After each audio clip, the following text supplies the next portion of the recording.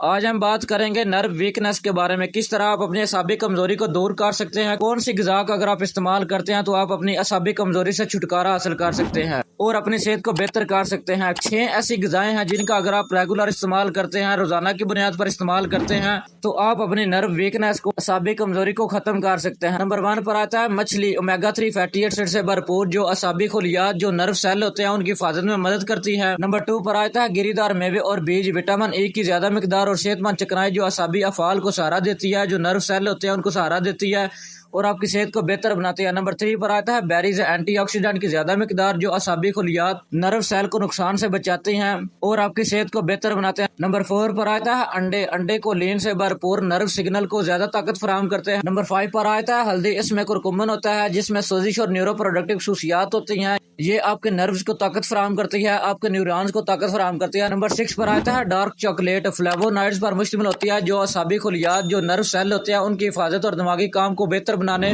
میں مدد کر سکتی ہے۔ اپنے اعصاب کو جو آپ کے نرم ہیں ان کی صحت کے لیے بہترین چیزوں کا انتخاب کریں، مچھلی، گری دار میوے، پتوں والی سبزیاں، ایووکاڈو، بیری اور اناج کا استعمال کریں۔ بہترین صحت اور زندگی کے لیے اپنے جسم اور اپنے دماغ کے لیے بہترین غذا کا استعمال کریں، کوشش کریں ہمیشہ اچھی غذا کا انتخاب کریں۔